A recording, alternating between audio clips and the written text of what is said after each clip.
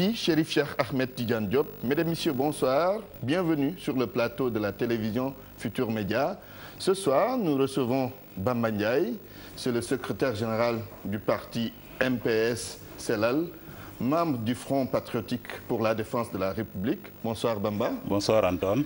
Bamba Ndiaye, ces derniers temps, il a été beaucoup question de la visite du président Macky Sall à l'université Cheikh Anta Diop avec tout ce qui s'est passé. Les prolongations sont en train d'être jouées en ce moment, avec des accusations contre l'opposition, comme quoi vous êtes derrière les jets de pierre sur le cortège présidentiel. Vous avez rejeté ces accusations, mais vous n'avez pas condamné de façon formelle ce qui s'est passé. Est-ce que cela ne conforte pas certains dans leurs convictions? Écoutez, je trouve ces accusations assez archaïques.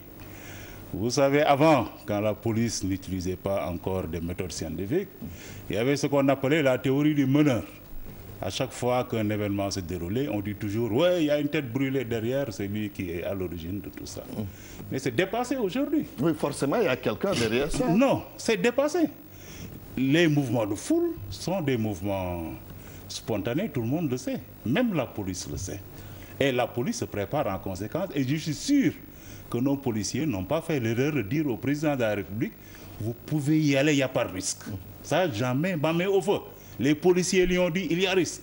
Parce que même s'il n'y a personne derrière, un mouvement spontané ne pouvait que se produire nécessairement dans un événement de ce genre, au vu du contexte. Voilà. Maintenant, bon, je ne vais même pas m'attarder sur ces accusations-là, parce qu'elles sont assez ridicules. Tout le monde sait que nous n'avons rien à voir avec ça. Maintenant, condamner, ne pas condamner, est-ce que c'est le problème aujourd'hui? Vous ne condamnez pas? J'ai dit, est-ce que c'est le problème? C'est quand même la première institution du pays qui a été caillassée. Oui, mais justement, la question, comme disait l'autre Spinoza, je crois, le problème, ce n'est jamais de rire ou de pleurer, mais de comprendre. Mais pourquoi? Qu'est-ce qu'il y a à comprendre? Pourquoi la première institution du pays a-t-elle été caillassée par les étudiants? Je crois que si le pouvoir ne se pose pas ce problème, s'il n'essaie pas d'apporter une réponse honnête à ce problème, mais s'il continue de se cacher derrière, oui, c'est l'opposition et tout ça, mais ils auront raté le coche. La situation à l'université, mais tout le monde la connaît. Les étudiants, ils étaient tous boursiers. Ceux qui n'étaient pas boursiers avaient des aides. Ce pouvoir a mis en place une réforme, mais qui remet en cause ce droit fondamental. Ils ont mis en place une réforme qui augmente les frais d'inscription. Ils ont mis en place toutes sortes de réformes contre lesquelles les étudiants se sont dressés parce qu'ils ont tout fait dans l'absence de concertation avec les étudiants. Oui, mais est-ce que vous ne pensez pas, quand on veut faire quand même des réformes, il faut forcément qu'il y ait des gens contents et des gens mécontents? Oui. On ne peut pas quand même faire des réformes en faisant plaisir à tout le monde. L'unanimité n'est pas de ce monde, mais une démarche de concertation, tout le monde la connaît. Vous avez suivi, à chaque étape de cette réforme, quand même les associations étudiantes les plus représentatives, les associations des enseignants se sont levées pour dire nous ne sommes pas d'accord, on ne nous a pas consultés. Ça, c'est une méthode de mauvaise gouvernance. Et il faut que le gouvernement quand même rompe avec ça et accepte de discuter, mais avec les acteurs tout simplement. Parce que c'est eux qui sont concernés, c'est eux les destinataires de la réforme. Il faut qu'ils s'engagent pour que la réforme réussisse. Mais le gouvernement ne le fait pas. Voilà, maintenant je vais quand même dire que personne n'est pour la violence. Vous savez, moi personnellement, j'ai mené toutes sortes de combats comme étudiant, comme militant de l'opposition et tout ça, mais je vous garantis que je n'ai jamais jeté de pierre. Parce que je suis contre la violence. Oui, justement, il sera très difficile. Il y en a d'autres qui le font. Oui, il sera très difficile de vous croire ou de croire qu'il n'y ait pas quelqu'un derrière ce qui s'est passé quand on a entendu des étudiants se réclamer d'un parti politique menacer le président de la République. Est-ce que sous ce rapport, on peut croire qu'il n'y a pas de commanditaire? Mais vous savez, vous avez lu aussi dans la presse d'aujourd'hui qu'il y avait également des étudiants de Fatick. Donc vous supposez proche de la paire qui avait également menacé. Le problème, ce n'est pas cela. Dire quelqu'un a menacé, c'est l'interprétation d'un propos. J'imagine que cet étudiant n'a pas dit je menace ou bien je vais jeter des pierres. Oui. On interprète simplement son propos et celui qui l'interprète le fait à sa façon pour l'enfoncer, pour en faire un bouc émissaire. Et ça, je dis que c'est inacceptable. Oui, vous dites que dans le communiqué du Front patriotique pour la défense de la République, que le président Macky Sall est en train de faire de la campagne. Faire de la campagne, aller inaugurer des pavillons pour des étudiants et une cité d'enseignants, c'est de la campagne électorale. Oui, mais pourquoi? Pourquoi vous pensez que c'est de la campagne électorale? Pourquoi un président de la République va-t-il se déplacer pour inaugurer 3 pavillons? Il en a abattu 5, il en a reconstruit 3. Mais ça, même 5 vieux pavillons, non? Oui, mais il en a reconstruit 3. Mais ça, même le ministre était de trop. Même le ministre, je dis, était de trop pour cette inauguration-là. Ça ne veut rien dire. Ça. Il n'a pas le droit d'aller rencontrer une frange de la population. Ce n'est pas une question de droit. Oui. Ce n'est pas une question de droit. Je dis simplement que j'estime que pour ce qu'il y avait à inaugurer, honnêtement, même la présence du ministre était discutable. Voilà ce que j'ai dit. Maintenant, il y est allé. On a vu. Le déplacement n'était pas nécessaire. Non, il a mobilisé des bus venant de partout dans le Sénégal pour organiser un meeting à l'université. Qui peut dire que ce n'est pas politique? C'est politique. C'est un meeting politique qu'il voulait organiser à l'université. Mais malheureusement pour lui, le contexte était tel qu'avec le mécontentement des étudiants, les choses ont dérapé. Alors, le Front patriotique pour la défense de la République a prévu de mener un certain nombre d'activités durant le mois d'août. On appelle d'ailleurs ça l'été de feu.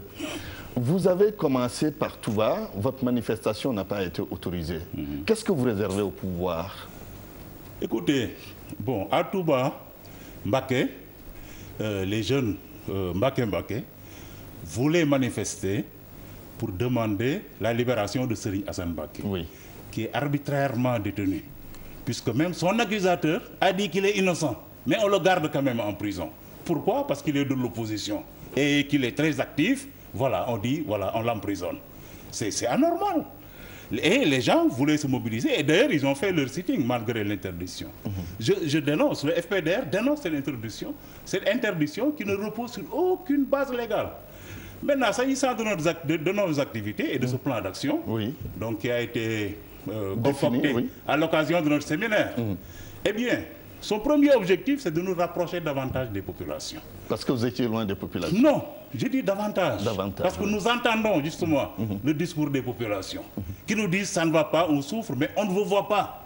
Vous, l'opposition, est-ce que vous êtes? Qu'est-ce que vous pouvez faire pour les populations? Mais nous allons d'abord nous rapprocher avec eux, les écouter davantage, échanger, dialoguer avec eux pour ensemble définir une voie de solution. Et nous y arriverons, mais avec le temps, étape par étape, bon, à chaque fois, on dira. Parce que vous êtes convaincu que le pouvoir ne travaille pas, ou bien ne travaille pas assez, ou bien ne travaille pas bien.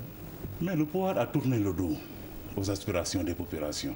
Regardez. Avec tout ce qui est annoncé. Mais regardez, bon, annoncer, c'est facile d'annoncer. On annonce depuis 2012. Et même depuis avant 2012, on ne fait qu'annoncer dans ce pays. Le PSE, ne vous confirme pas? Bon, le PSE, vraiment, j'ai l'habitude de dire que c'est un plan qui pèse peu.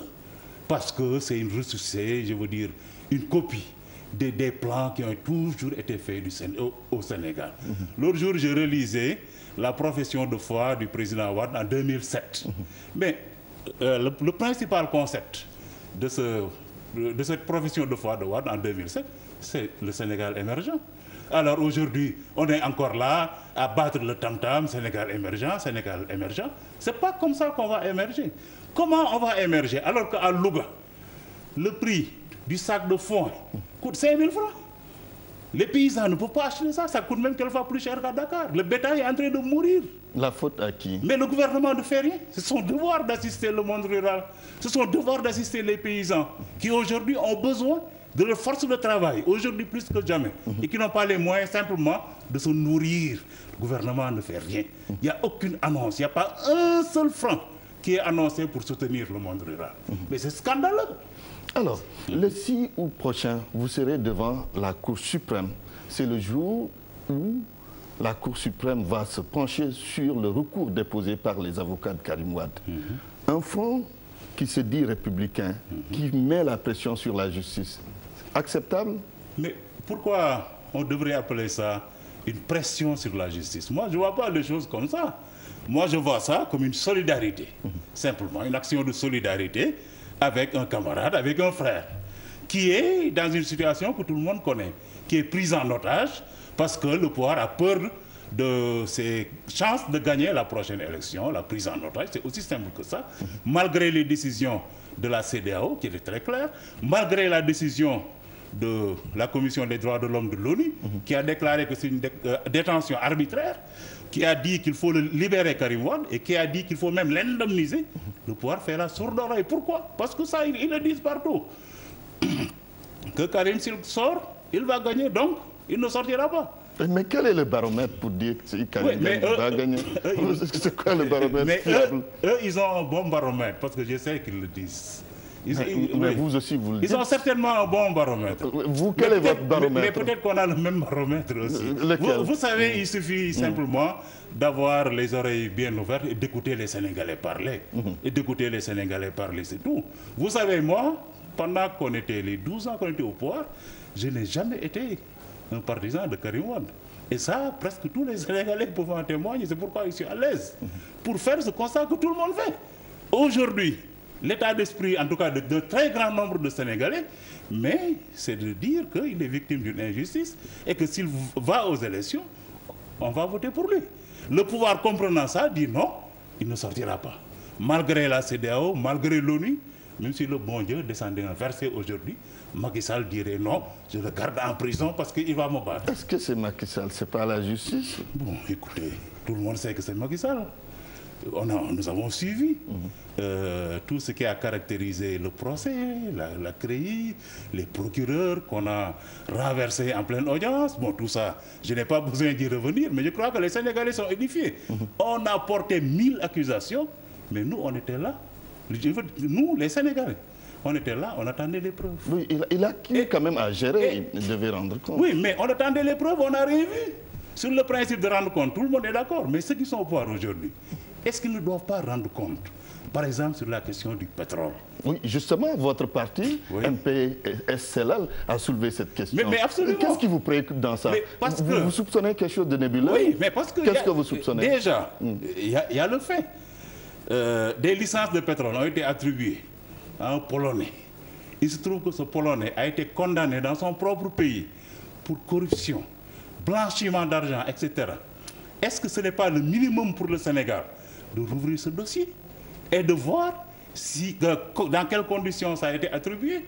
Et est-ce que le Sénégal n'a pas des précautions à prendre? Ce que nous avons demandé. Vous en faites une exigence? Mais une exigence depuis 15 jours. Mais il n'y a pas de Pas de réaction? Mais ils sont sourds et muets. Ils sont sourds et muets. C'est incompréhensible. Et quelle est votre déduction? Mais il y a, sur le pétrole, oui. Mais vous savez que le jeune frère du président est impliqué dans cette affaire du pétrole. Et quand il y a eu des protestations, l'OFNAC avait dit qu'il faisait une enquête sur cette question. Mais on n'en entend plus parler. Il y a d'autres dossiers. Il y a la question des Indiens, par exemple. Jusqu'ici, le gouvernement ne nous édifie pas. Sur tous ces dossiers-là, il ne faut pas qu'on rende compte. Non, il n'y a que Karim Wade. Il n'y a que Karim Wade. Sur tous les autres dossiers, tout ce qui se passe aujourd'hui, non, il ne faut rien dire. Il ne faut rien faire. Il faut laisser les choses comme ça. Non, on ne peut pas. Le pays ne peut pas fonctionner comme ça. Très bien. Mamadou Bamba Ndiaye, merci. C'est moi qui vous remercie. Je rappelle Antoine, que vous êtes un plaisir. Oui, je rappelle que vous êtes le secrétaire général du parti politique MPS-CELAL, parti de l'opposition. Vous êtes par ailleurs le porte-parole du Front patriotique pour la défense de la République. Merci d'être venu. Merci beaucoup. À vous, Chérif Cheikh Ahmed Tidiane Diop. C'est tout pour aujourd'hui. Bonsoir chez vous.